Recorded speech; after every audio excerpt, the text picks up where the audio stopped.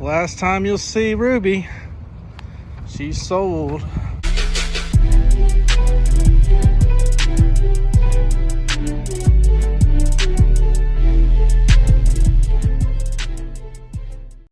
Last day in the 2020 F150. All right, guys, what's going on? It's a beautiful Thursday, and I am actually headed to the dealership. I've been offered $3,000 more than I paid for this 2020 due to the shortage. It would be nice not to have a $750 a month note, as I do, in addition to my wife's vehicle, which is another $600 something. So I think I'm gonna go something pretty cheap. I'm gonna end up having about $6,500 of equity that I can put into the next vehicle I get. And yeah, so one of the vehicles I'm looking at is a 2014 F150. It has the 3.7 liter V6, the base engine, and it's got 130,000 miles.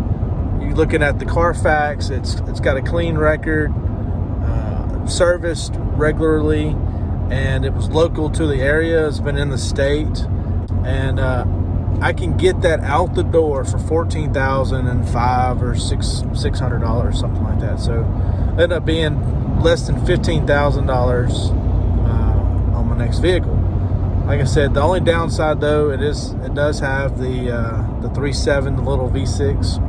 Well, I say little, it's V6, and it's two-wheel drive. But it looks good overall. So I'm considering that one. There's a couple of used F-150s. I'm staying away from the 2018 and up V8s. They've had a number of issues with those. And I'm real hesitant to buy a 3.5 depending on the maintenance, because these trucks do require you to take care of them with the turbos and all the pressures and the high temperatures of these engines. They have to be changed often, every 5,000 miles is what I recommend.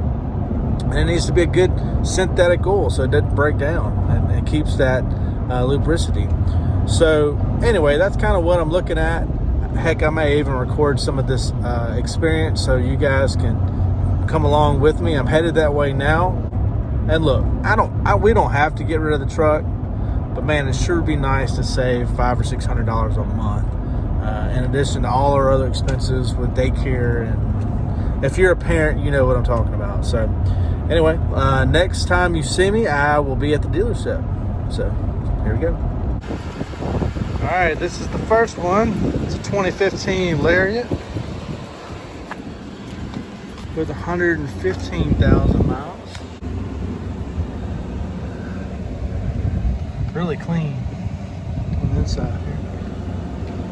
I'm gonna drive it. It's got the V8.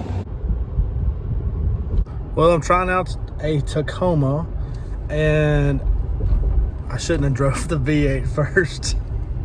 This thing really sucks. Like no power, but you know, you're comparing a grapefruit to an orange.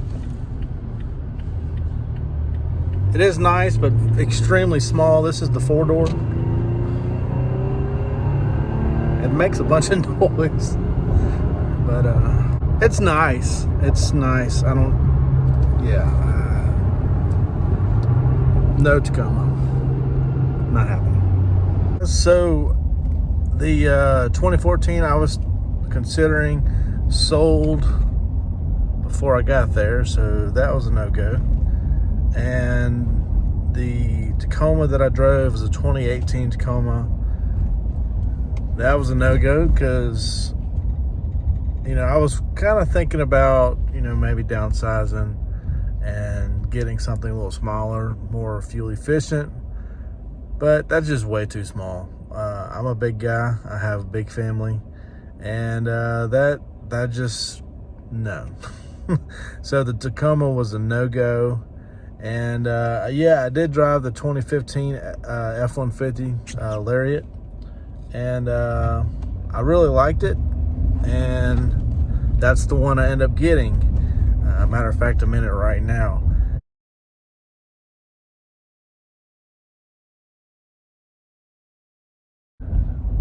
glad to be back in a V8. Funny thing just happened. I ran into a guy that had the exact same truck. His was a 2017, a little newer, and same color, same camper shell, same everything. And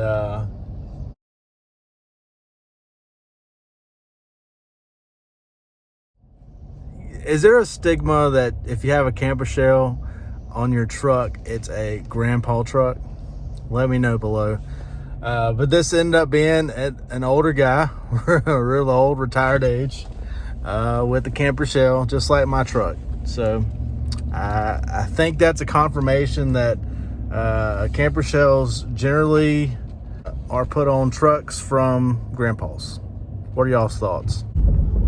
I am going to do a miles per gallon test and kind of compare it to the 3.5 EcoBoost that I just traded it in. There might be some variations in the testing because this is a 2015 F150 with the 5.0, and the 10-speed transmission did not exist then. So going from a 10-speed to a 6-speed will definitely have some variations and some differences. You should get better gas mileage with the 10-speed.